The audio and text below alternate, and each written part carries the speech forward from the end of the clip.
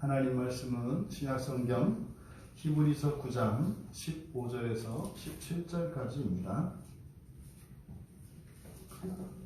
신약성경 361쪽에 있습니다. 우리 같이 한 목소리로 함께 읽겠습니다. 이로 말미암아 그는 새 언약의 중보자시니 이는 첫 언약 때에 범한 죄에서 속량하려고 죽으사 부르심을 입은 자로 하여금 영원한 기업의 약속을 얻게 하려 하심이라. 유언은 유언한 자가 죽어야 되나니 유언은 그 사람이 죽은 후에야 유효한즉 유언한 자가 살아있는 동안에는 효력이 없느니라. 아멘. 새 언약의 중보자라는 제목으로 설교하려고 합니다. 이제 바로 앞에서는 예수 그리스도가 이미 이루어진 좋은 일, 그것은 이제 부활의 소망이고 그 부활의 소망이 이제 시작이 된 것이죠. 그래서 그 부활의 소망을 위한 대제사장 되셨다. 그리고 바로 그 그리스도께서 이제 우리로 하여금 다시 한번 하나님 앞에 설 뿐만 아니라 완전히 하나님과 우리 사이에 죄로 인해서 생겨난 이 모든 틈새, 이 간극을 완전히 없이 하게 하셨다라는 내용이었습니다. 그래서 이로 말미암아라고 하는 이것은 바로 앞에 14절의 내용이겠죠. 우리들의 의식을, 양심이라고 번역이 되어 있는 의식을 생명 없는 일들로부터 깨끗하게 하시는 그리스도의 피로 말미암아 이제 그분이 예수 그리스도시죠. 새 언약의 중보자이신 것이다. 여러분, 우리들이 신앙생활을 하면서 이제 많은 사람들이 신앙의 여정 속에서 꼭 던지는 질문이 있습니다. 꼭 가지게 되는 궁금증이 있습니다. 여러 가지가 있겠습니다만 그 중에 하나가 뭐냐면 내가 예수를 믿었는데 과연 이것이 영원한가 하는 거예요. 내가 예수를 믿어서 성경에서 우리에게 약속되어진 예수를 믿는 자들에게 주어진 구원에 대한 약속, 이것이 과연 영원불멸한가? 그런데 왜 이것이 우리에게 확 와닿지 않냐면 구약의 역사 때문에 그래요. 구약 성경에 보면 구약 성경에 나타난 그 언약의 자손들인 이스라엘 자손들, 이들은 철저한 실패로 끝나거든요. 구약의 끝이 뭡니까? 끝까지 수많은 선지자들을 하나님께서 보내주셔서 그렇게 그들을 어떻게 해서든 돌이켜서 구원시키시려고 끊임없이 하나님께서 노력을 하고 애쓰셨지만 결국에는 안 됐다는 얘기거든요. 그래서 구약 성경의 그 편집 과정에서 그 구약 성경의 그 순서의 맨 끝에 다 선지서 아닙니까? 선지서를 맨 뒤에 배치했다고요. 그러니까 역사적으로는 그 안에 다 들어가 있는 내용이에요. 왜냐하면 그 왕조 시대에 나타났던 선지자들이기 때문에 그들이 시간적으로는 다 앞에 위치해요. 그런데 구약 성경을 편집할 때 왜 선지서를 맨 뒤에 놓는가 하면 그거예요. 마치 영화의 결말이 비극적인 결말 같은 거죠. 그렇게 하나님께서 마지막까지 계속 선지서를 보내셔서 돌이켜라, 회개해라, 하나님 나라가 온다. 이것을 계속 선포했지만 끝까지 돌이키지 않았다는 얘기예요. 그럼 만약에 성경이 유대인들과 같이 구약 성경으로 딱 끝났다. 그럼 뭐예요? 비극적인 결말이라고요.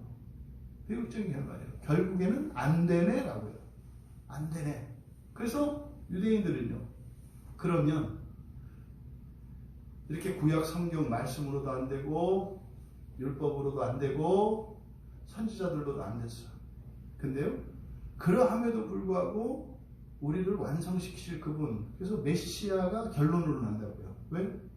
구약 성경의 결론은 안 됐다니까. 안 됐다. 그러면 소용이 없어요. 아브라함의 자손으로서 언약의 자손이라 할지라도 그 언약에 약속되어진 이런 보상과 하나님 나라의 기업에 대한 약속은 다 물거품이에요. 안 됐어요.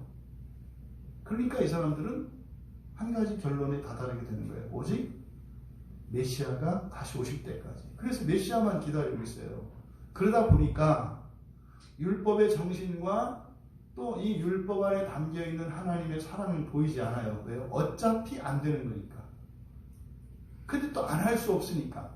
그러니까 오늘날 그리스도인들이 우리 기독교 신앙에서 이 구원에 대해서 가지고 있는 이런 고민과 이런 갈등, 이건 사실은 이미 유대교 안에서 계속 되어왔던 질문이다 이 말이에요. 근데 오늘 성경은 그것에 대한 답을 주고 있어요. 그것에 대한 답을. 한번 예수를 믿으면 예수를 믿는 자에게 주어진 그 약속된 구원, 이것은 결코 취소되지가 않아요. 결코 취소되지가 않아요. 그럼 여러 가지 그 가정을 할 수 있잖아요. 난 예수를 믿었어요. 세례를 받았어요.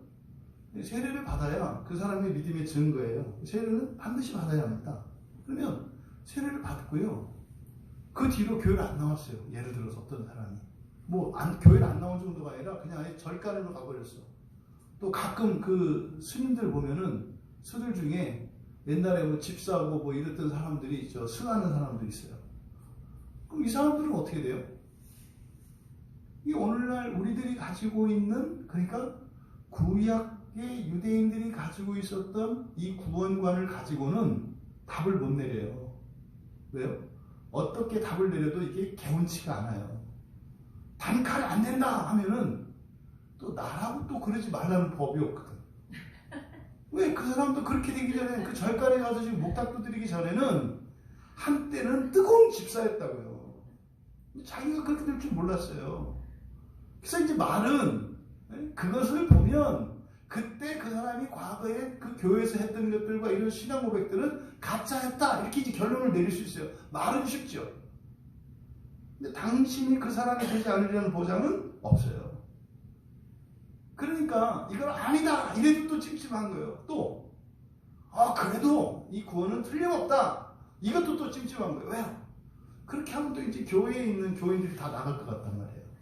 그래? 그게 나가면 된단 말이야? 답을 못 줘요. 답을.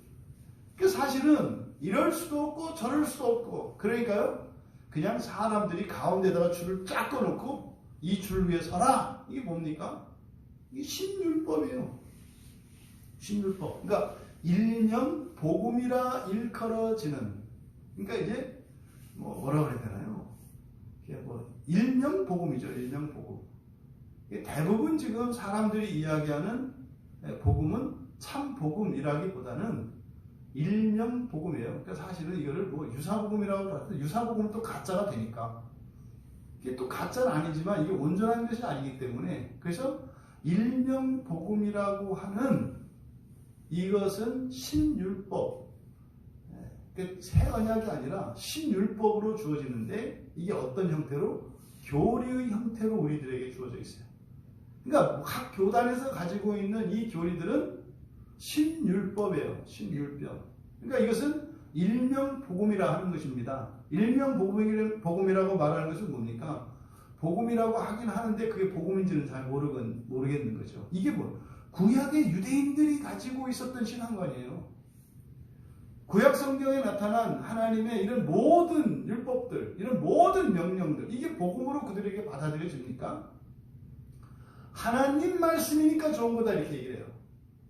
하나님 말씀이니까 좋은 거다. 하지만 그게 꼭 나한테 다 좋은 것은 아니다. 이게 구약 사람들이 가지고 있는 그 율법에 대한 이해예요. 그러니까 오늘날 마찬가지죠. 신구약 성경에서 우리에게 명하는 바 이 모든 것은 하나님의 말씀이니까 좋은 거이면 틀림없어요. 근데 그거는 누구한테는 좋고 누구한테는 안 좋을 수도 있다는 생각을 다 가지고 있어요. 다 가지고 있어요. 그러니까 온 교회가 이구동성으로 아멘 하는 일이 없어요. 하나님의 말씀이 선포되어지는 자리에서 어떤 사람은 아멘 하는데 어떤 사람은 노멘 한다 이 말이에요. 왜 이런 일이 일어나고 있는가? 정확한 답을 오늘 본문에서 우리가 찾을 수가 있습니다. 여러분, 하나님께서 계획하시고 하나님께서 시작하신 일은 반드시 하나님께서 이루십니다. 완성을 시키십니다. 이것을 우리가 오늘 본 말씀을 통해서 확인할 수 있게 됩니다. 먼저 15절에 있는 내용, 그래서 이로 말미암아 라고 하는 것은 바로 14절의 내용이다. 그러니까 모든, 그러니까 생명 없는 일들로부터 깨끗히 하시는, 그게 뭡니까? 완전하게 하시는 이런 의미죠. 완전하게 하시는, 우리를 완전하게 하시는 이것을 여기서는 생명 없는 일들로부터 깨끗하게 하신다, 이렇게 얘기를 한 거죠. 그러니까 그리스도의 피는 어떻게 해요? 우리들의 의식을 생명 없는 일들로부터 깨끗하게, 그러니까 완전하게 하신단 말이에요. 흠 없게 하신다 이 말이에요. 그러니까 이로 말미암아 새 언약의 중보자니, 지금 여기서 지금 15절에서 이로 말미암아 새 언약의 중보자다라고 하는 것은 바로 구약의 첫 번째 언약이었던 시내산 언약을 맺고 있는 장면을 지금 염두에 두고 계셔야 돼요. 이때는 모세가 이 제물의 피를 들고 하나님과 하나님 백성들 사이에서 그 언약을 맺습니다. 하나님과 인간을 대표해서, 이스라엘 백성들을 대표해서 여호와 하나님과 언약을 맺어요. 그때 이 모세가 들고 있는 피는 짐승의 피예요. 이거는 황소의, 소의 피라고요. 소의 피. 이것을 가지고 서 있어요. 근데 그 피는 뭘 합니까? 그 피를 뿌림으로써 우리의 육체를 정결케 한다고요. 피를 뿌림으로써 거룩하게 한다고요. 그것이 이제 제사법을 통해서 나타나는 거죠. 그러니까 모세가 시내산에서 하나님과 언약을 맺던 이것을 첫 언약이라고 합니다. 그래서 모세 언약이라고 하고 율법 언약이라고도 해요. 시내산에서 했으니까 시내산 언약이라고 해요. 그 언약의 핵심, 그 피, 그 언약의 그 증거인 그 피를 바르면 피가 발려진 육체는 거룩하게 돼요. 이것이 이제 제사법을 통해서 모세가 맨 처음 언약을 맺었던 그것이 제사를 통해서 갱신되고 계속 재현되는 거예요. 맨 처음 모세가 언약을 맺었지만 모세가 맺었던 언약이 제사법에 있는 제사를 통해서 계속 갱신되고 하는 거예요. 개인적으로. 그때 사용되는 피가 제물의, 흠없는 제물의 피라고요. 그러니까 흠없는 제물의 피로 첫 언약의 중보자 역할을 모세가 했습니다. 그런데 바로 앞에서 14절에서 바로 이 그리스도의 피, 완전한 피죠. 그러니까 이거는요, 육체를 거룩하게 하는 게 아니라 무엇을 깨끗하게 한다고요? 의식을, 양심이라고 되어 있는 우리의 의식, 우리의 정신, 이것을 죄 없이 깨끗하게 하신다 이 말이에요. 그럼 보십시오. 율법을 통해서는 우리의 육체가 거룩함을 얻게 돼요. 첫 언약을 통해서는. 그리고 새 언약을 통해서는 우리의 무엇이 완전하게 돼요? 우리의 정신, 우리의 의식이 완전하게 돼요. 이것이 지금 그래서 이로 말미암아, 그러니까 바로 이 피, 동물의 피로는 첫 언약의 중보자가 됐어요. 누가? 모세가. 근데 그리스도의 피로는 새 언약의 중보자가 됐어요. 누가? 예수님이. 요 얘기를 지금 하는 겁니다. 그러면 뒤에 있는 내용을 보니까 첫 언약 때 범한 죄에서 속량하려고 죽으시고 부르심을 입은 자로 하여금 영원한 기업의 약속을 얻게 하려 하셨다. 지금 15절 하반절에 있는 이 내용, 이것은요, 이게 사실은 구약에 대한 요약이에요. 요약. 그리고 구약에서 내리지 못한 답이에요. 답. 그러니까 구약 성경이 문제지라면 지금 15절 하반절에 있는 이 내용은 구약 성경이 한 문제예요. 구약 성경 전체가. 그것에 대한 답이 바로 15절 하반절이에요. 지금 여기서 첫 언약 때 범한 죄에서 속량하려고 죽으셨다. 첫 언약 때 범한 죄에서 속량하라고 죽으셨다. 여러분, 여기서 첫 언약 때 범한 죄라고 하는 것은 아담이 범죄한 이후, 그리고 예수 그리스도께서 십자가에서 죽으실 때까지예요. 그러니까 아담이 선악과를 하와로부터 건네받아서 먹음으로 이 세상에 죄가 들어왔지 않습니까? 그때부터 예수님께서 모든 인류와 모든 시간 속에 모든 공간에 있는 이 죄를 한 몸에 지시고 십자가에서 죽으시는 사건. 그래서요, 하나님이 이것을 먹으면 반드시 죽으리라는 그 말씀의 성취예요. 이것을 말하는 겁니다.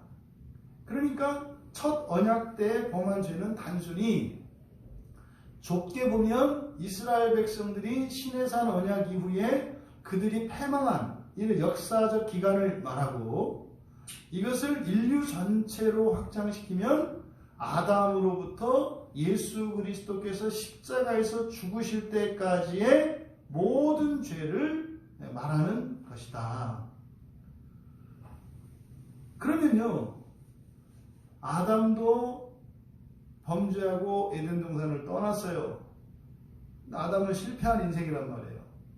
또 하나님께서 노아를 선택하셔서 다른 모든 인류와 땅에 있는 모든 호흡하는 것들을 다 죽이시고, 노아를 통해서 또 하나님께서 새로운 구원의 계획을 세우셨지만 홍수가 끝나고 나와서 방주에 나와서 제사를 지내고 끝이에요. 술 먹고 퍼지고 타락해서 그냥 그대로 끝나버렸어요.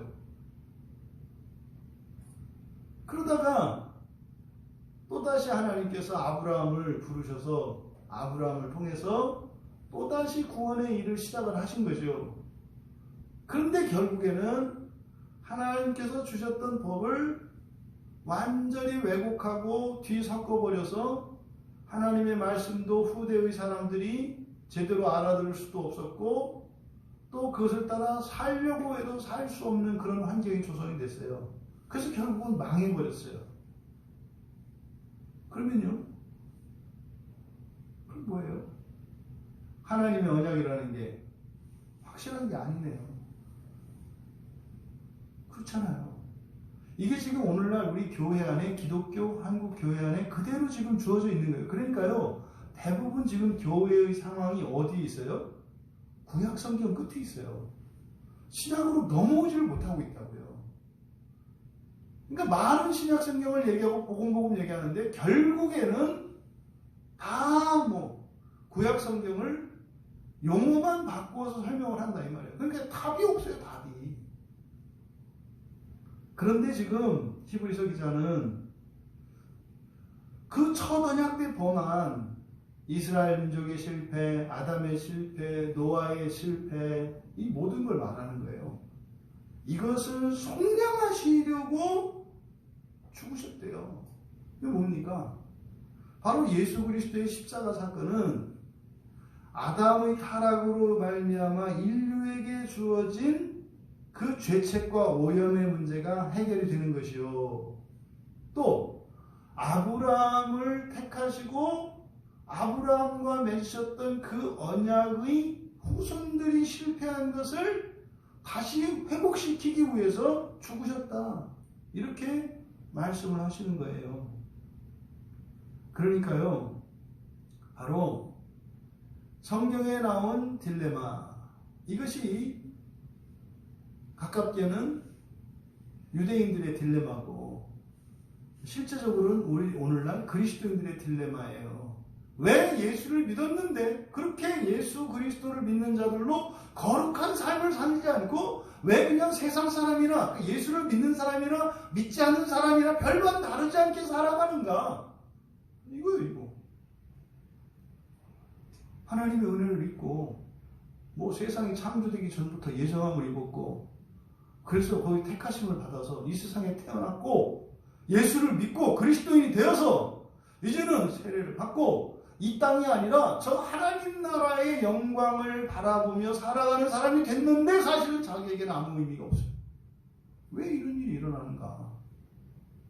구약의 결론은 뭐예요? 원래 그렇다. 원래 그렇다는 거예요, 이게.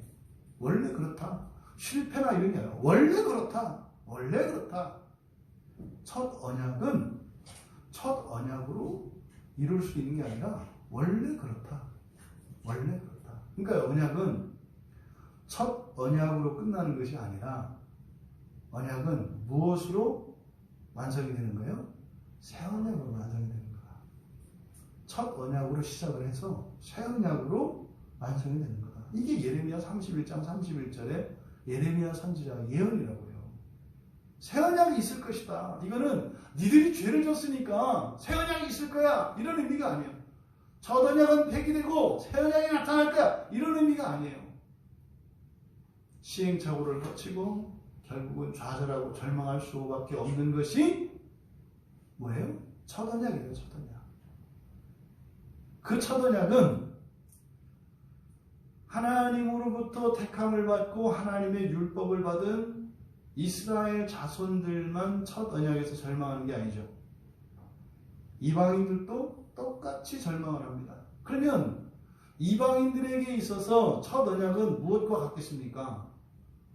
그들이 가지고 있는 도덕, 관습, 종교, 그 모든 것들이 그들에게는 첫 언약의 행태인 거죠. 그러니까 첫 언약은요, 이스라엘 백성들에게는 시내산에서 모세를 중보자로 하여 피의 언약을 맺음으로써 첫 언약이 맺어졌죠. 그럼 이방인들에게 첫 언약은 없는가요? 있다고요. 이방인들에게 주어진 첫 언약은 뭐예요? 각 민족이 가지고 있었던 이런 도덕과 관습과 법들이에요. 그걸 가지고 놀랍게 모든 국가에서는 제사를 드리는 거 다 아시죠? 물론 우리는 돼지를 잡아요. 저쪽은 소를 잡고. 그러니까 첫 언약이라고 하는 것은 사실은요, 구약의 이스라엘 백성들이 시내산에서 한 것만 첫 언약이다 이렇게 생각하면 안 되는 거예요. 첫 언약을 절대시 하려고 하니까 딜레마예요, 딜레마. 그래서 유대인과 그리스도인, 그래서 뭐 유대인을 육적 이스라엘이요, 그리스도인을 영적 이스라엘이라 이야기합니다. 그럼 이게 무슨 의미인가? 그럼 우리 그리스도인은 그럼 구약으로 보면은 이방인인데, 그러면 육적 이스라엘과 영적 이스라엘이 뭐가 다른 거예요? 언약이 다른 거예요. 뭐가 같은 거예요? 언약이 같은 거예요. 왜 둘 다 이스라엘이니까. 그러면 이스라엘이나 한민족이나 똑같이 첫 언약을 가지고 망한 자들이에요. 다만 이스라엘은 율법을 갖고 망했고 우리는 우리의 법을 가지고 망했을 뿐이죠. 이걸로 망하나 저걸로 망하거나 망하는 것은 매 한 가지다. 근데 중요한 것은 뭐예요? 새 언약이 있다는 거죠. 그래서 사람들이 있잖아요. 꼭 예수를 믿어야 구원받나요? 꼭 하나님만 믿어야 구원받나요? 또 어떤 사람은 그 하나님이나 하나님은 다 같은데 이름만 다른 거야. 이게 무슨 의미예요? 첫 언약은 다른 양태로 다른 모양으로 각각의 민족들에게 다른 모습으로 다가와요. 첫 언약은. 그러니까 구약에 있는 이런 제사법과 이런 성막을 흉내내는 일은 굉장히 미련한 일이죠. 구약의 유대인들은 첫 언약을 잘 따르기 위해서요, 성막을 재현하고 구약 성경에 있는 이런 율법들을 그대로 세우는 게 중요해요. 그래서 7 촛대를 갖다 세우고 하는 일들이 필요하다고요. 그러면 우리 대한민국, 이 한민족에게 있어서 첫 언약을 회복하는 건 뭐겠어요? 우리나라의 이런 관습과 도덕을 회복하는 거예요. 한마디로 말하면 자기가 속한 나라와 민족에서 그 나라의 도덕과 관습에서 요구하는 괜찮은 사람 되는 거예요. 이게 첫 언약입니다. 첫 언약. 그런데 그것은 결국 이 첫 언약의 성격은 뭐예요? 그거 되는 게 아니에요. 그건 절망할 수밖에 없는 거예요. 그러니까 이스라엘이 범죄했기 때문에 새 언약이 있는 게 아니라 그것은 하나님의 예정 속에 언약이라는 것이 어떻다? 첫 언약과 새로운 언약이 있다는 사실이에요. 그래서 바로 예수님이 오셔서 죽으신 것은 첫 언약을 완성시키기 위하여. 그러니까 첫 언약은 사실은 문제지예요. 답을 낼 수 없는 문제지라고요. 근데 그 답은 누구를 통해서? 예수 그리스도를 통해서 이제 답이 주어지는 거죠. 그러니까 이런 유대인들의 딜레마, 우리 그리스도인들, 오늘날 살고 있는 그리스도인들의 딜레마. 그러니까요, 뭐 이렇게 구원은 모든 인류가 다 받느니 아니니 제한 속죄니 뭐 보편 속죄니 이런 걸 가지고 다 싸우는데 중요한 것은 첫 언약과 새 언약에는 첫 언약과 새로운 언약이 있다는 것. 이 첫 언약이라고 하는 것은 각 민족에 따라서 다른 형태로 주어진다는 것. 이스라엘이든 한민족이든 게르만이든 어떤 족속이든지 간에, 예? 백인이든 황인이든 흑인이든 어떤 인종이든지 간에 제 각각의 첫 언약은 다 있었다. 근데 그 첫 언약에는 다양성이 있다. 하지만 이런 첫 언약의 다양성에도 불구하고 결국 이 모든 것이 완성이 되는 것은 새 언약을 통해서다 라고 하는 것을 지금 말씀하려고 하는 거예요.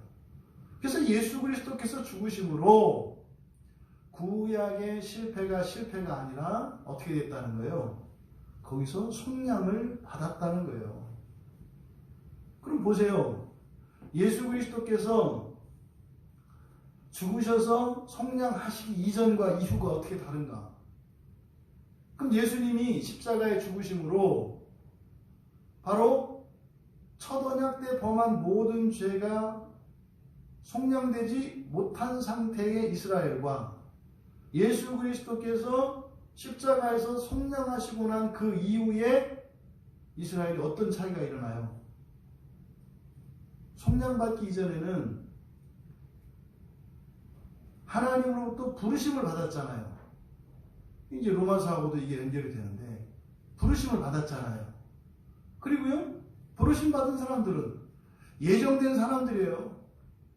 그래서 부르심을 받은 사람들이에요. 그래서 출생했다 그랬잖아요. 그럼 이 사람들에게는 뭐가 있어요?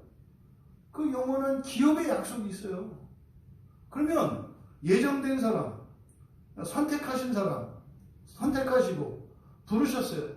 그래서 부르시고 선택받아서 태어나고 이스라엘 백성이 되고 그리스도인이 됐어요. 그럼 이 사람들에게는 무엇이 있어요? 기업의 약속이 있다고요. 그럼 기업의 약속은 예정된 거니까 반드시 얻어야죠. 근데 문제는 죽었어요. 이게 문제인 거예요. 바로 그래서 그것을 이루기 위해서 예수님이 그렇게 하신 것이다. 그러니까요, 부르심을 입은 자로 하여금 영원한 기업의 약속을 얻게 하려 하십니다. 그러니까 예수 그리스도께서 십자가에서 죽으시기 전에는요, 그 영원한 기업의 약속을 못 받아요. 아무도 못 받아요. 그런데 예수 그리스도께서 십자가에서 속량하시기 이전에 아무도 못 받았던 자들이라 하더라도 믿음 안에 이것은 언약 안에 있는 사람들에게는 바로 그 잃어버렸던 영원한 기업의 약속을 되찾게 되는 거예요. 이게 놀라운 얘기죠. 그래서 여기서는 15절에 범한 죄에서 할 때 이 죄를 성경에서 사용하는 죄라는 용어를 쓰지 않아요. 여기는 파라바시스, 그러니까 이게 이탈한 거예요. 이탈한 거. 여기서 이제 우리말에서는 죄라고 번역을 했지만, 그래서 죄라고 하면 안 되고요. 이거는 첫 언약 때에 이탈한 거예요.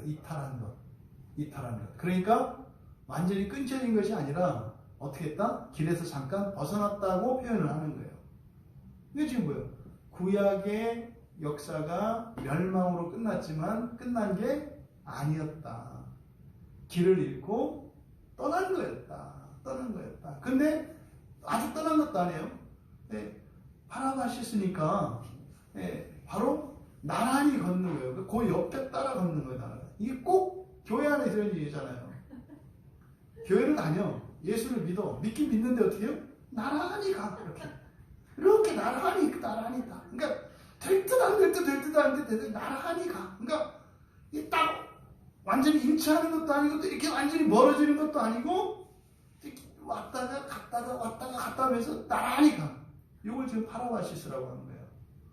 그러니까 구약의 유대인들의 실패가 끝난 것이 아니라 뭐예요? 나란히 따라 걸었다 이 말이에요. 나란히 따라. 이게 꼭 예수님이 다닐 때 몰려다니던 사람들 있잖아요. 몰려다니는 사람들. 언제는 가까이 갔다가 언제는 뒤로 갔다가 언제는 뭐 좋다고 웃었다가 언제는 또 얼굴 붉혔다가 요거를 말하는 거예요. 그래서 여기서 첫 언약 때 좁게는 이스라엘이요 넓게는 모든 인류 아담 이후에 예수까지라고 했어요. 그러니까 이들이 그 범한 모든 죄들을 여기서는 파라바시스로 표현을 하고 있다. 그러니까요, 길 옆에 있으니까 예수님이 십자가에서 죽으심으로 그들을 이렇게 데려오셨다는 얘기죠. 데려오신 거죠. 그래서 그들이 어떻게 되었다? 하나님을 버렸잖아요. 율법도 버렸잖아요. 그러니까요, 언약도 파기됐죠. 언약도 파기됐잖아요.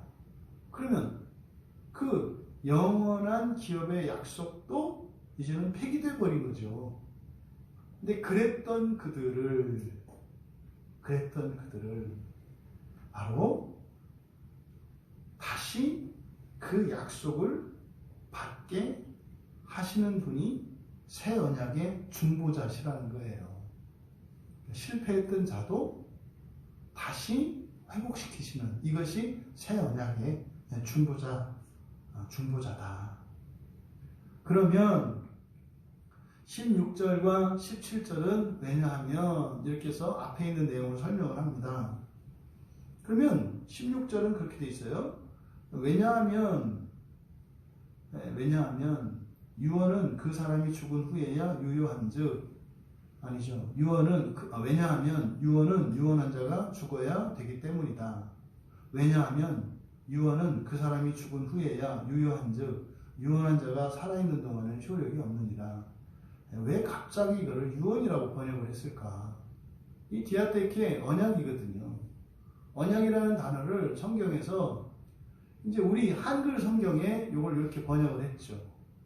이거를 유언이라고. 그러니까 성경 어디에도 유언이라는 말이 나오지 않아요.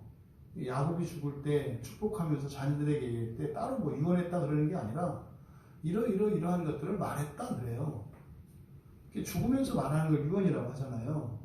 근데 여기서 지금 16절과 17절에서만 이거 유언이라고 번역했어요. 이거는요, 설명하기 쉽게 하려고 이렇게 한 건데, 그렇게 함으로써 정말 중요한 언약에 대한 중요한 내용을 덮어버리는 결과가 됐어요. 좋게 하려고 했는데 나쁘게 만들어버린 이 번역이에요. 그래서 지금 16절과 17절의 설명은 바로 지금 그 새 언약에 대해서 설명을 하려고 하는 거거든요. 새 언약에 대해서 그러니까 첫 언약과 새 언약, 이 언약에 대해서 설명을 하려고 하는데, 이 언약이라는 것은 이런 것이다. 이렇게 이제 설명을 한 거예요. 그러면 지금 16절과 17절에는요, 엄청난 그 언약에 대한 진리가 담겨 있는 말씀이에요. 그러니까 이 16절, 17절에 있는 말씀을 가지고 구약 성경에 있는 언약을 이런 거야? 답을 얻을 수 있는 내용이거든요. 근데 지금 우리말 성경에서는 단지 이거를 설명하는 구문으로, 설명하는 내용으로 이렇게 번역을 해놨어요. 그러니까 16절, 17절 내용은 그거잖아요. 그러니까 사람이, 부모가, 뭐 이제 예를 들어서 아버지가 자녀들에게 유언을 해요. 근데 이 유언이라고 하는 것은 언제부터 효력을 가져요? 내가 죽고 난 뒤에야 효력을 가져요.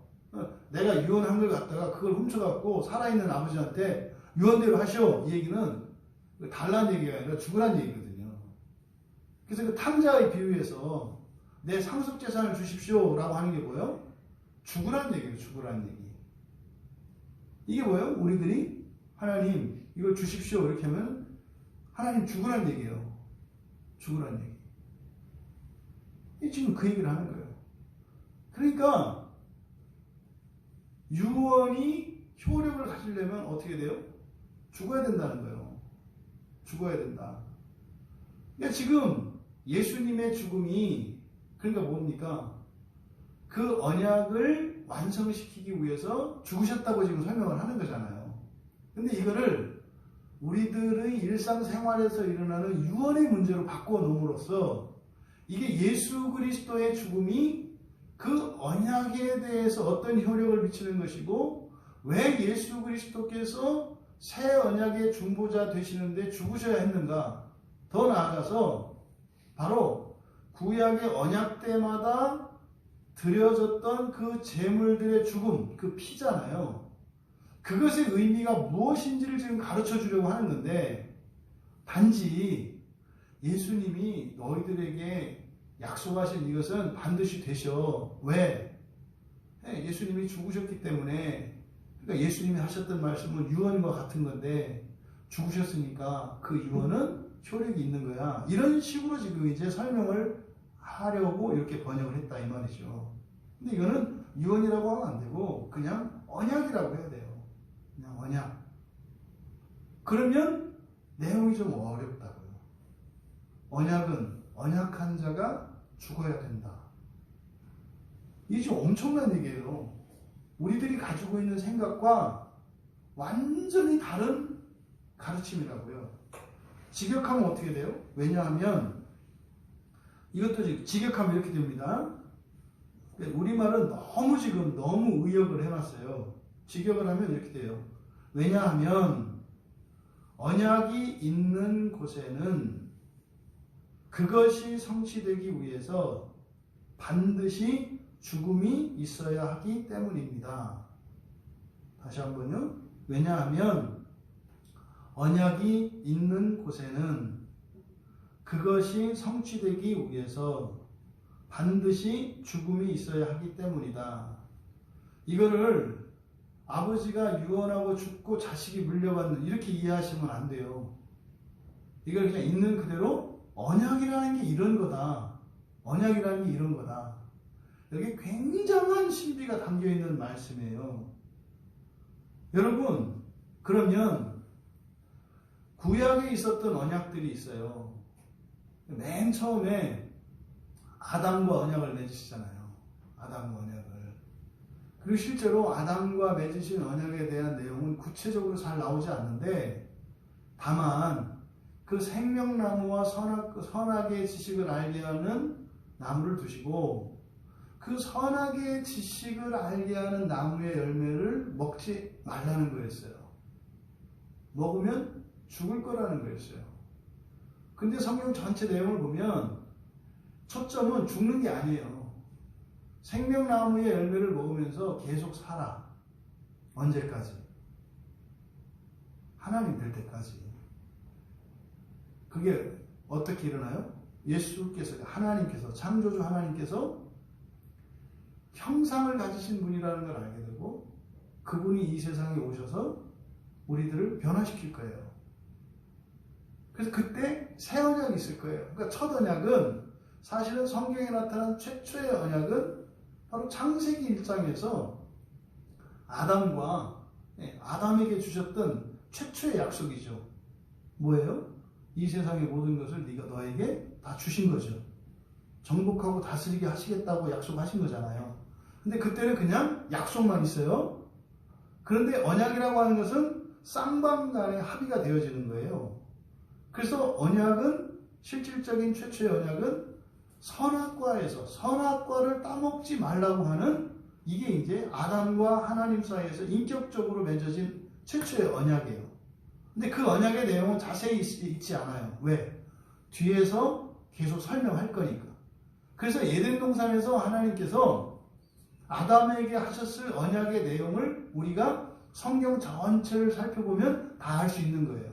그럼 신약 성경에 예수님께서 우리에게 약속하셨던 또 아브라함과 다윗과 이 믿음의 족장들에게 했었던 이 모든 약속들, 그게 사실은요 아담에게 했던 약속이죠. 근데 그것을 이제 뒤에서 이렇게 풀어서 쓴 거예요. 그러니까 최초에 아담과 맺으셨던 그 언약에서 하나님이 약속을 하신 거죠. 생명나무 열매를 따먹으면, 이걸 따먹으면 네가 하나님과 같이 될 것인데 복을 받으면서 이 세상을 다스리면서 마침내 하나님과 같이 될 거야. 또 이 선악의 지식의 나무의 열매를 따먹으면 너는 죽음을 맛보고 하나님과 같이 될 거야. 이거예요. 선택이 이렇게 주어진 거예요. 이렇게. 이게 최초의 언약이었다고요. 그런데 너희들이 이 생명나무 열매를 먹고 죽지 않고 계속 살고 있으면 내가 너와 같은 사람이 돼서 그때 너를 나와 같은 하나님으로 만들 거야. 근데 이 선악의 열매, 이 선악의 지식의 열매, 일명 선악과라고 하는 이것을 너희들이 만약에 따먹으면 죽음을 겪고 죽음을 맛보고 하나님과 같이 될 거야. 그러면 나는 너희와 함께 하기 때문에 생명나무 열매만 먹고 그 영광 중에 살아가면 나도 영광 중에 와서 너희들도 영광 중에 부활하게 될 거야. 그런데 선악과의 열매를 따먹으면 너희들이 죽을 건데 너희들이 죽으면 언약은 영원해요. 언약은 깨지는 게 아니에요. 하나 되는 거예요. 하나. 하나님과 사람이 하나가 되는 게 언약이에요. 그러면 선악과를 먹으면 사람이 죽는데요. 사람이 죽으면 사람과 하나 되신 하나님도 어떻게 되는 거예요? 죽어야 되는 거예요. 그래서 반드시 죽으리라 라고 하는 이 말씀 안에는 너 이거 먹으면 벌받아 죽을 거야. 너 멸망할 거야. 이 얘기가 아니에요. 너도 그렇게 되겠지만 나도 그렇게 될 거예요. 이것이 첫 언약 안에서 하신 말씀이죠. 그래서 여기서 언약이 있는 곳에서는 그것이 성취되기 위해서 반드시 죽음이 있어야 한다. 그럼 이게 지금 무슨 의미일까? 이 죽음이 있어야 한다는 의미. 만약에 이제 타락했을 때 죽는 거는 너무나 쉬워요. 그죠? 왜? 죄의 삭은 사망이요. 죄의 삭은 사망이요. 그러니까 이 언약이 있는 곳에서는 반드시 죽음이 있어야 한대요. 그럼 우리들이 알고 있는 죽음에 대한 이해, 이 죽음에 대한 이해는 뭡니까? 죄의 결과잖아요. 죄의 결과. 그런데 지금 16절에서는 뭐라고 얘기하는 거예요? 언약이 있는 곳에서는 원래 뭐가 있다? 죽음이 있다는 거예요. 지금 우리말 성경에 여기 생략이 되어 있는데 반드시 뭐뭐 해야 된다. 그래서요? 반드시 죽음이 있어야 한다. 그래서요? 언약은 반드시 죽음과 함께 있다 이런 의미예요. 언약은 반드시 죽음과 함께 있다. 그러면 선악과를 따먹고 타락한 결과로서의 죽음과 만약에 타락하지 않고 생명나무 열매를 따먹고 하나님 말씀에 순종했을 때 죽음의 의미는 완전히 다른 거죠. 이해되시죠? 이해되시죠? 되시나요? 네. 다시 얘기할게요. 여러분 일단 그냥 여러분들이 알고 있는 죽음에 대한 이해를 지금 버립시다. 죽음이 뭔지 모른다고 치자고 우리가. 네? 아담과 하와처럼 그때 에덴 동산에 범죄가 일어나기 전의 상태라고 얘기를 합시다. 하나님이 말씀을 하시는 거예요. 이 언약의 핵심은 뭐다? 너와 내가 하나 되는 거예요. 언약의 핵심은 너와 내가 하나 되는 거예요. 왜? 이건 어떻게 알아요? 성경 전체를 보면 이제 아는 거죠. 왜? 그래서 구원의 결국이라고 하잖아요. 마지막 구원의 결국, 이걸 예정이라고 돼. 그러니까 하나님이 세상을 창조하시기 전에 세상에 대한 계획도 세우셨는데 그 가운데서 사람에 대한 계획을 세우셨는데 그걸 예정이라고 한다 그랬어요. 그러면 예정하신 바 최종 완성된 상태의 최종적인 인간의 모습은 뭐예요? 하나님 자녀, 신인, 되는 거예요. 요게. 그럼 그런 계획을 이미 하나님이 가지고 계세요. 그것을 이제 아담한테 말씀을 하시는 거예요. 이제 여러분들이 이제 아담과 하와들이야. 이게 이제 말씀하시는 거예요. 야, 여기 생명나무 열매가 있어. 오른쪽이 좋은 거니까. 여기 생명나무 열매가 있어. 여기 선하게 지식을 하는 열매가 있어. 사실은요, 생명나무 열매는요, 믿음으로 받는 나무예요. 선하게 지식을요, 말 그대로 지식의 나무예요. 그러니까 지가 깨우쳐서 아는 거예요. 생명나무 열매는 믿음으로 그냥 아는 거예요. 그러니까 이게 은혜예요. 이건 공로예요, 사실은. 그러면 이 두 개가 딱 주어져요. 그래서 이걸 먹으면 죽지 않고, 그러니까 뭐 죽지 않고 너희들이 영원히 살면서 내가 언젠가는 너희들과 같이 될 거야. 그리고 너희는 나와 같이 될 거야. 이게 하나님과 같이 된다 이 말이에요. 그런데 그거는 변함이 없어. 내가 너희를 맨 처음 창조한 이유가 너희들을 나와 같이 되게 하기 위한 거야. 또 나도 너희와 같이 되기 위한 거야. 그래서 서로 사랑하면서 영원히 살기 위해서 너희들을 창조한 거야. 이렇게 말씀하신 거예요. 근데 이 생명나무 열매를 먹으면 영원히 살면서 너희들이 그렇게 될 거거든. 그런데 이 선하게 지식을 알게 하는 나무의 열매를 먹으면 죽게 될 거야. 근데 있잖아, 너희가 살면 나도 살고 너희가 죽으면 나도 죽어. 결정권은 너희에게 줄게. 그러면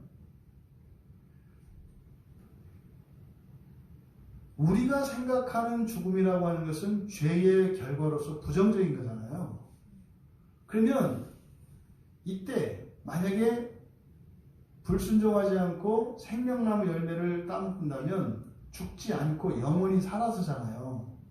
그런데도 지금 히브리서 기자는 뭐라고 하는 거예요? 죽음이 있다고 얘기하는 거예요. 언약에는 죽음이 항상 있는 거야. 그럼 이때 순종했을 때 이 죽음의 의미와 불순종했을 때 죽음의 의미가 완전히 다르다 이 말이에요. 우리가 생각하는 사망, 괴로움, 슬픔, 이별, 두려움, 이것이 죽음이잖아요. 그러니까 부정적인 의미에서 죽음. 근데 이 죽음이라는 것은 원래 있는 거다. 그러니까 순종, 불순종을 떠나서 언약은 무엇과 함께 있다? 죽음과 함께 있다. 이게 지금 굉장히 엄청난 얘기라고요. 16절의 말씀이. 그러면 이거를 여러분들이 좀 이해하기 쉽게 위해서 오늘날 우리들의 현실에 적용해 봅시다. 모든 사람은 다 죽죠. 근데 그리스도인이 죽는 것과 비그리스도인이 죽는 건 너무 다르죠. 이 얘기를 하는 거예요. 순종했을 때 죽음의 의미, 불순종했을 때 죽음의 의미가 완전히 다른 것이 우리들이 현재 속에서 그리스도인이 죽는 것과 비그리스도인이 죽는 것과 완전히 다르잖아요. 이 대조가 있다 이 말이에요. 그래서 지금 16절에서 언약과 언약에는 반드시 죽음이 있어야 한다. 그러니까 언약과 죽음은 뗄 수 없다라고 했을 때 이 죽음의 의미는 두 가지 이중적인 의미가 있다. 긍정적인 죽음의 의미가 있고 부정적인 죽음의 의미가 있다 이 말이에요. 근데 그때 반드시 죽으리라 그랬잖아요. 죽는다는 것은 뭐예요? 죽음을 맛보는 거죠. 그러니까 죽음은 있어요. 근데 죽음을 맛볼 수 있고 맛보지 않을 수가 있다 이 말이에요. 생명나무를 계속 먹으면 죽음은 있는데 죽음을 맛보지 않는다 이 말이에요. 선하게 지식을 알게 하는 나무의 열매를 먹으면 있는 죽음을 맛본다 이 말이에요. 여러분이 이렇게 되면 이제 이해가 돼야 되거든요. 원래 여러분들이 하나님 말씀 순종하고 이렇게 살면 이렇게 인생의 쓴맛을 볼 필요가 없다고요. 보지 않고도 살 수 있다 이 말이에요. 근데 무슨 말이에요? 우리가 인생의 쓴맛, 가난하고 병들고 늙고 지치는 거 아니에요? 그럼 그리스도인들이 태어나서 늙고 병들고 지치고 하지 않아요? 다 하잖아요. 그런데요? 어떤 사람은 거기서 죽음을 맛보고 어떤 사람은 거기서 생명을 맛보는 거 아십니까? 늙어지는데 자신에게서 더 아름다워지는 걸 발견해요. 어떤 사람은 더 예뻐지는데도 거울아 거울아 이 세상에 나보다 더 예쁜 거 없니? 이러고 살아요. 이게 죽음을 맛보는 거예요. 그러니까 이 언약이 죽음과 함께 반드시 죽음이 있어야 한다고 할 때, 그러면 긍정적인 의미의 죽음은 무엇이겠는가? 이거는요, 과거와의 단절이죠. 이 죽음이 가지고 있는 의미는 단절이에요, 단절. 그러면요, 생명나무의 열매를 따먹고 살았어요, 아담과 하와가. 그랬을 때 우리는 죽음을 맛보지 않을 거예요. 근데요, 그 이전과 단결된, 다시 말해서 죽음 너머의 새로운 세상으로 들어가요. 그러니까 죽음은 이전과의 완전한 단절이에요. 전제론적인 단절이고, 환경의 단절이고, 한계의 단절이고, 완전히 다른 무엇을, 그 경계, 그게 바로 죽음인 거죠. 그런데 불순종을 하게 되면, 그러니까 부정적인 의미의 죽음은 그 죽음의 효과들을 직접 몸으로 겪는 거죠. 근데 어쨌든 순종을 하든 불순종을 하든 죽음이 있다는 거, 이게요, 어떤 사람들에게는 부정적인 죽음으로 인식되는 사람은 쉽게 말하면 뭐예요? 지옥 가는 거예요. 지옥 가는 거, 죽음이라는 것은. 그러면 긍정적인 의미의 죽음은 뭐예요? 죽어서 낙원 가는 거예요. 그러니까 우리에게는 죽음이라는 게 어떤 의미입니까? 사는 세상이 바뀌는 걸 의미하죠. 죽음은 그 경계선이잖아요. 죽기 이전에는 이 세상에서 살고 죽고 난 뒤에는 저 세상에 살잖아요. 그러니까 이 세상과 저 세상의 경계가 뭐예요? 죽음이에요. 그래서 이 세상에서 저 세상으로 넘어간다고 하는 의미에서는 긍정적이에요. 왜? 존재도 변하고 완전히 새로운 피조물로 바뀌잖아요. 사람에서 하나님의 자녀, 신인으로 바뀐다고 그랬잖아요. 그러니까 이렇게 넘어가는 이것, 그러니까 하나님의 창조 세계가, 처음 창조 세계가 있고 다음 새 창조가 있어요. 그러니까 처음 창조에서 새 창조로 넘어가는 이것을 생명이 있는 우리들에게는 뭐라고 얘기하는 거예요? 죽음이라고 이야기한다. 그러니까 죽음이라는 것이 어떤 사람에게는 가슴 벅차고 영광스러운 거예요.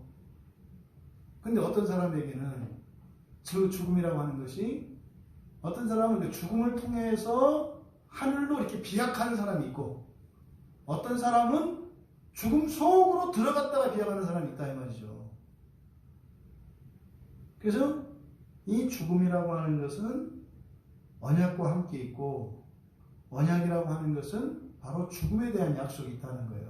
뭡니까? 언약은 그러니까요, 완전히 다른 무엇에 대한 약속이에요. 언약은 상상할 수 없는 완전히 다른 무엇에 대한 약속, 이게 언약에 담겨 있고, 그것이 뭐예요? 상상할 수 없는 다른 무엇으로 도약하는, 비약하는, 이것을, 그 과정, 그 경계를 뭐라고 한다? 죽음이라고 한다. 그러니까 죽음 이전과 죽음 이후에는 완전히 단절되어 있어요. 그러니까 그 경계가 바로 죽음이다. 창세기 15장 10절에 아브라함과 하나님이 언약을 맺으세요. 아니죠. 네. 15장 10절 아브라함과 언약을 맺으세요. 그때 이제 어떻게 해요? 재물을 갖다 놓고 중간을 쪼갠다고, 이렇게.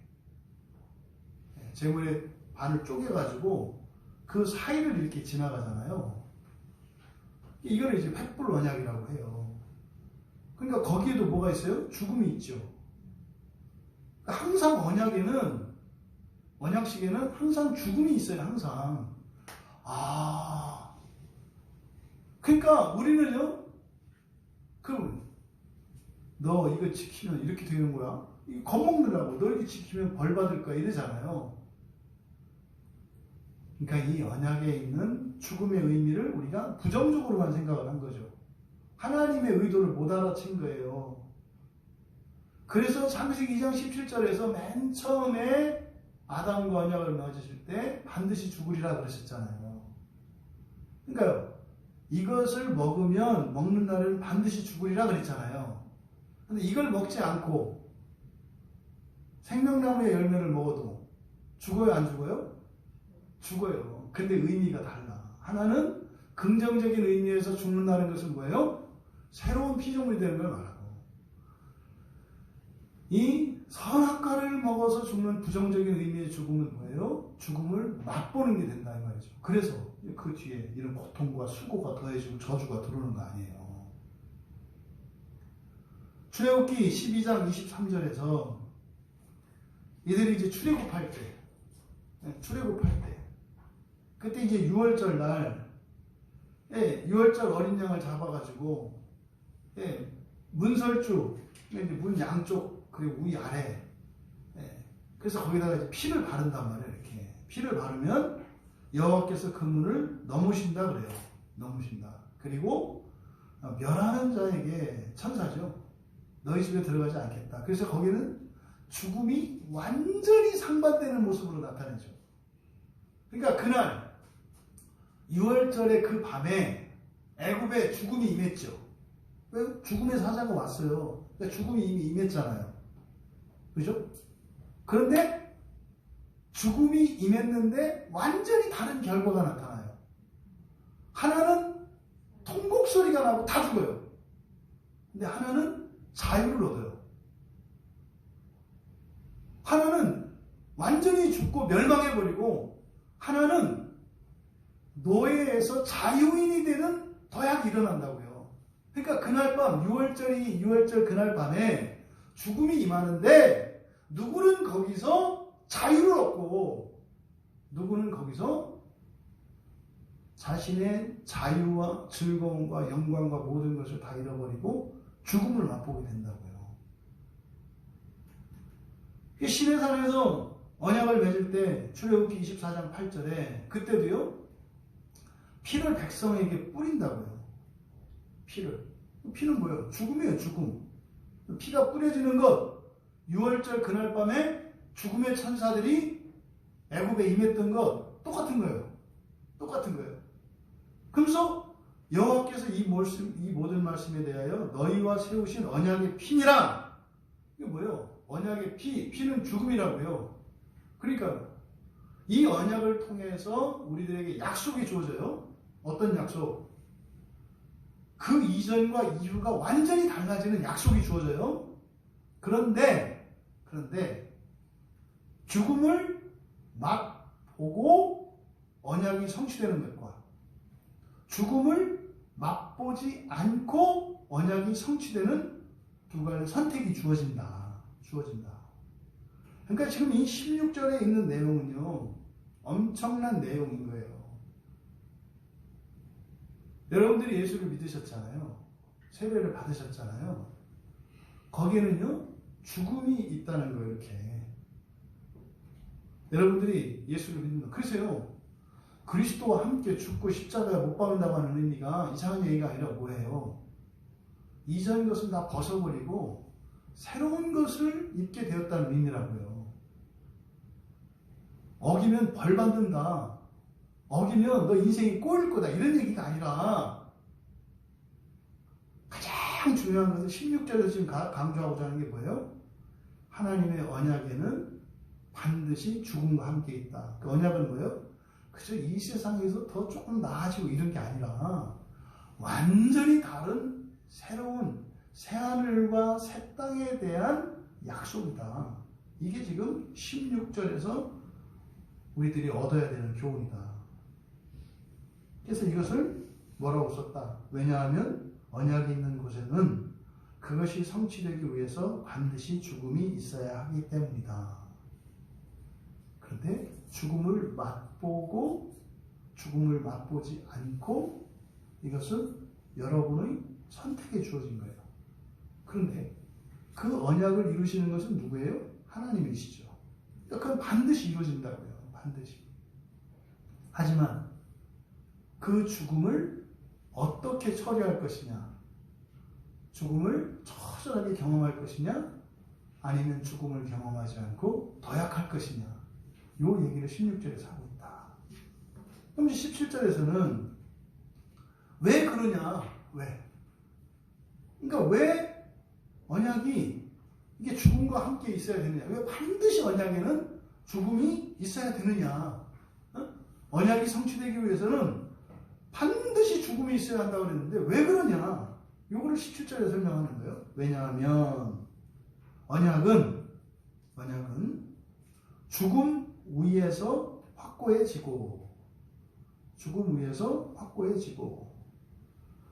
언약을 맺은 자가 사는 동안에는 그것이 효력이 없기 때문이다.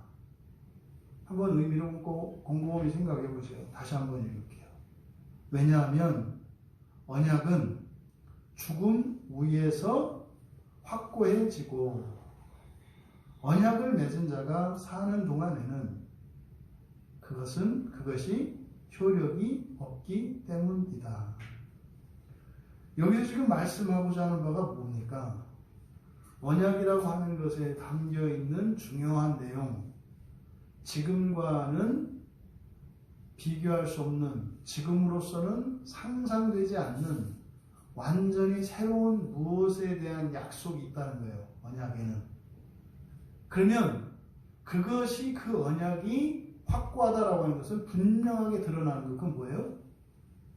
지금이 지나가고 그때가 돼야 한다 이 말이에요. 우리가 암만 부활이 어떠니 뭐 하나님의 자녀가 어떠니 신인이 어떠니 뭐 신이 되느니 마느니 뭐 구원의 결국이 어떠하느니 뭐 이런 얘기를만 하지만 사실 그게 뭐가 뭔지 모른다 이 말이에요. 언제야 알게 돼요? 죽음을 지나야 한다고. 죽음을 지나야. 그날이 돼야 안다 이 말이에요. 그래서요, 언약을 맺은 자가 사는 동안, 그러니까 우리가 사는 동안은 이 몸 이대로 이 상태로 지금 살아있는 동안에는 사실은 하나님이 언약하신 게 뭔지를 우리가 알 수가 없어요. 다만 상상하고 추론할 수 있을 뿐이고, 그래서 우리가 할 수 있는 건 뭐예요? 믿는 것밖에 없어요. 야, 좋은 거겠구나. 이런 시련과 어려움을 견디고도 남을 만한 보상이 되는 것이겠구나. 믿음의 형태로만 우리에게 주어져요. 그리고요, 거기에 대한 소망이 있어요. 소망이. 나는 그 언약, 하나님께서 언약에 담겨두신 지금과는 완전히 다른 어떤 다른 세상, 다른 존재 되는 그 하나님의 약속, 그것을 믿고 그리고 나는 그것을 위해서 살아가고 싶어. 이런 방식으로 우리에게 주어지는 거예요. 그러니까요, 우리가 바울 사도가 이전 것을 지나갔고 새 것이 되었다. 바울 사도는 그를 봤어요. 죽음 이후를 봤다고요. 사람들이 그래요. 아이고 뭐 천국이 있는지 어쩐지 어떻게 알아? 그걸 봤어? 네, 본 사람이 있어요. 그게 바울 사도고 요한이고 베드로고 사도들은요 그걸 봤어요. 심지어 스데반 집사도 그걸 봤어요. 그러니까요, 순교의 자리에서 끄떡도 하지 않는 거예요. 왜요? 죽음 위에서. 네? 죽음 위에서 그 언약 안에 있는 내용이 무엇인지를 확실히 알게 된다 이 말이에요. 그래서 이사야 선지자도 이사야서 65장 17절에서 그렇게 얘기한다고요. 이전 것은 기억되거나 마음에 생각나지 않을 것이다. 이거는 뭐 기억상실증 걸린다 이런 얘기가 아니에요. 그래서 뭐 죽고 나면 살아있을 때 일을 기억하나요? 뭐 우리 자식들 이름을 기억하나요? 이런 쓸데없는 얘기. 이게 뭐예요? 이 세상에 있었던 여러분들이 소중히 여기고 영원히 함께하고 싶은 그것들이요, 이 세상의 말로 하자면 쓰레기 같은 거밖에 안 돼요. 그러니까요, 기억해야 될 이유도 없고 기억할 가치도 없고 기억할 때도 없어요. 여러분이 옛날 일을 회상을 하면 좋은 기억들이 있잖아요. 어렸을 때 좋은 기억. 그래서 그런 기억들을 회상을 해요. 근데요, 그 나라에 들어가면은요, 그 나라가 너무 좋기 때문에 지난 것을 기억해야 될 필요가 없다는 거예요. 그러니까 망각한다 이런 뜻이 아니라 그런 것을 생각하도록 우리의 머리나 마음에 작은 부분도 전혀 영향을 받지 않아요. 아예 관심을 갖지 않고 전혀 어떤 감정도 느끼지 않아요. 근데 우리는 과거를 회상하잖아요. 교회 안에서는 또 뭐 초대교회로 들어가지고 말도 안 되는 얘기를 하잖아요. 그러니까 이게 지금 기독교 안에서 얘기하는 언약이 무엇인지를 모르기 때문에 마치 과거의 어떤 시대에 원형이 있고 온전한 것이 있어서 그것을 회복시키려고 하는데 결국은 다 뭐예요? 그게 다 이 세상에 속한 거예요. 우리가 바라보아야 할 것은 언약이에요. 언약에는 뭐가 있다고요? 우리들이 상상할 수 없는 초월적인 무엇이 있다. 이게 죽음과 함께 있는데, 그럼 왜 그것이 죽음과 함께 언약이 있어야 하는가? 그거는 죽음이 아니고서는 알 수가 없어. 아니, 학생들이 이 다음에 나이 먹고 이렇게 했을 때 능력을 갖고 살고 능력 없이 살아가는 삶이 얼마나 차이가 나는지를 알면 준비하게 돼 있어요. 그걸 모르니까 그냥 그때그때 하고 싶은 대로 충동적으로 산다고요. 똑같이 공부했고 똑같은 학교를 나왔고 똑같이 살았는데 어떤 사람은 명령하는 사람으로 살고 어떤 사람은 복종해야 되는 사람으로 살아요. 똑같이 살았는데 그것을 어떤 사람은 실감을 하고 그것을 어떤 사람은 실감하지 않았기 때문에 지배하는 자와 지배를 받는 자가 생겨요. 그래서 아이들이 그걸 못 느끼면 부모들이 대신 느껴서 부모들이 잔소리하고 억압하는 것 같지만 그런 것들을 억지로라도 시켜서 능력 있는 사람으로 만들잖아요. 근데 물론 그렇게 한다고 누리지 못해요. 알아서 되지 않은 사람은 그것이 주어져도 그 사람에겐 그게 고통이 돼요. 그래서 사실은 자발적으로 알 수 있도록 어려서부터 가르치는 게 중요하죠.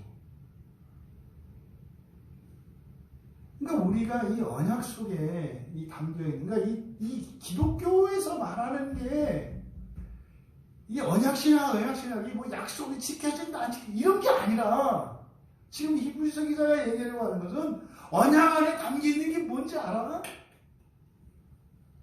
도저히 상상할 수 없는 거야. 뭐라 그랬어요? 그 잘난 사탄도 이해할 수 없는 거였다고요. 사탄도. 여러분들이 오늘 교회 나오셔서 지금 예배를 드리시고 설교를 듣고 뭐 인터넷상으로도 마찬가지예요. 지금 이게 여러분들이 무슨 얘기인지 모르는 거예요. 이게 지금 요 얘기를 지금 하고 있어요. 언약은 죽음 위에서 확고해진다. 죽음 위에서. 그러니까 죽음 위에 있는 거다. 그러니까 우리가 이게 넘볼 수 있는 세상도 아니고 상상할 수가 없는 세상이에요. 그런 언약을 가지고 살아가는데 왜 우리가 이렇게 맨날 살면서 실망하고 낙심하고 절망하고 뭐 그냥 세상 다 얻은 것처럼 기뻐했다가 뭐 세상 다 잃은 것처럼 다 죽음 아래에 있기 때문에 죽음 아래에 있기 때문에 죽음 아래에 있기 때문에 이 세상에서 일어나는 일과 내 안에서 일어나는 변화를 통해서 나의 행복과 불행이 결정이 돼요. 이게 뭐예요? 죽음 아래에 있는 증거예요. 언약은요, 죽음 위에 있는 거라고요. 죽음 위에. 그래서 언약을 맺은 자가 사는 동안에 효력이 없다. 맞잖아요. 우리가 언약의 성취를 바라는 것이 아니라, 죽음 위에 있는 것이 아니라, 언약이 성취되기 이전에 우리의 기대가 있고 목표가 있고 죽음 안에 있다면 효력이 없다고요. 언약이 뭔지 모르니까.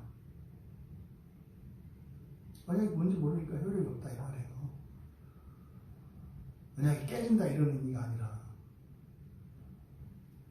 예수를 믿었는데 기쁨이 막 충만하고, 예? 막 가슴이 벅차고, 야, 내가 언약 안에 있다고? 야, 내가 언약이 있다고?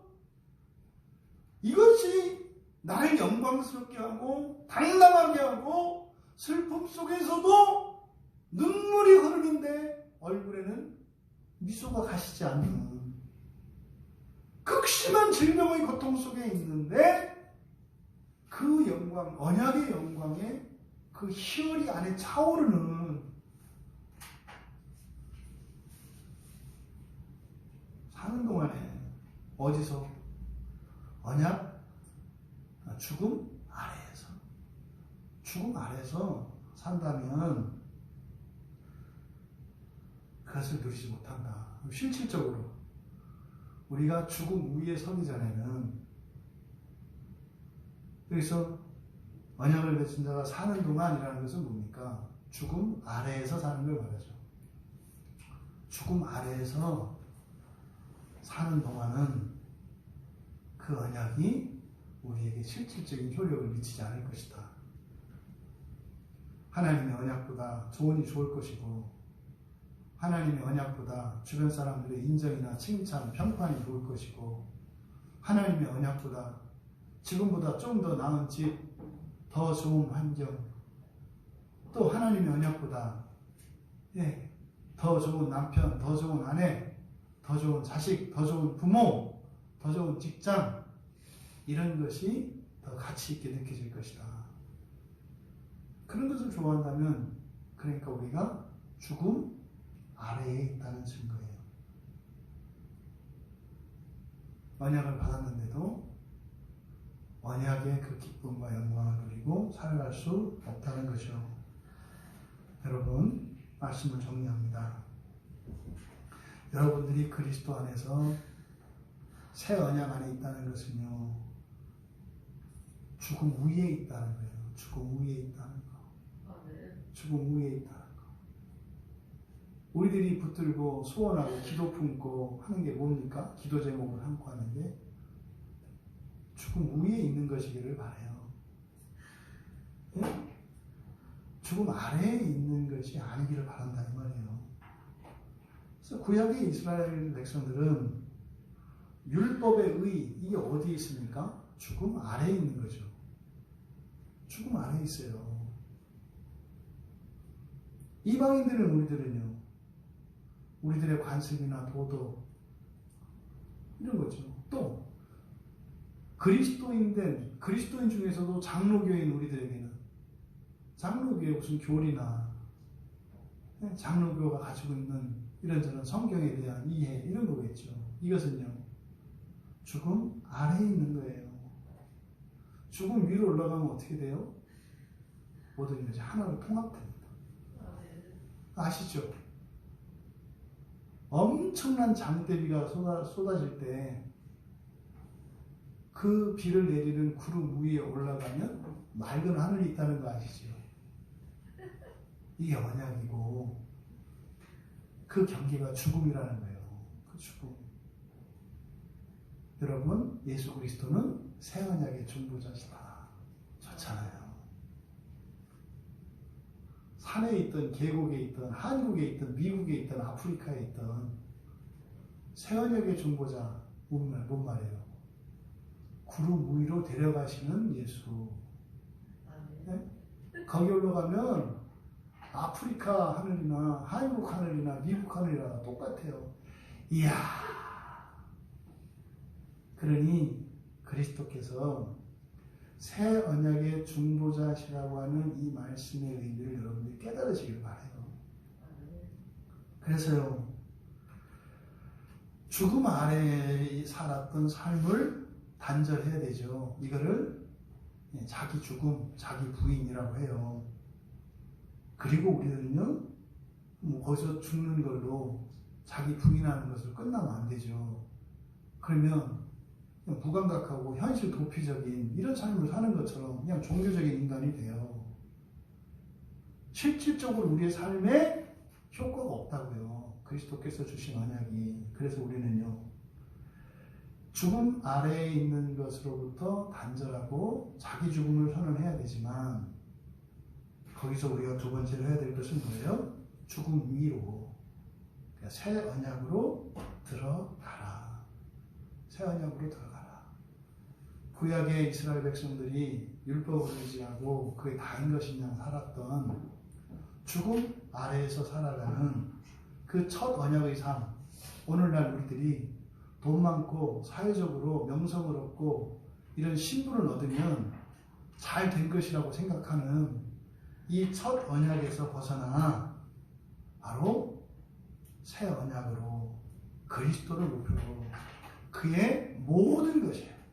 그리스도의 존재와 그리스도의 영광과 그리스도의 기업이에요. 이 모든 것을 목표로 하는 삶으로 전환하라. 그래서 마침내 구약의 이스라엘이나 신약의 이스라엘이나 유대인이나 이방인이나 새 언약에서 새 하늘과 새 땅의 소망 안에서 만나게 될 것을 기억하고 그 부활의 소망으로 살아가라. 그래서 말로만 새 언약의 중보자, 새 언약의 중보자 하던 이 말씀이 오늘 히브리서 기자가 우리에게 가르쳐 주신 놀라운 이 언약의 신비, 이 새 언약에 담겨 있는 이 진리로 여러분들이 정말 날마다 일상생활 속에서 세상 일이 되어지고 안 되어지고가 아니라, 내 뜻대로 되고 안 되고가 아니라 오직 죽음 위에서 그 언약 안에 담겨있는 그 새 언약을 통해서 주시는 그 약속, 그 안에서 정말 박하사탕 같은 하루하루를 살아가실 주님의 이름으로 축원합니다.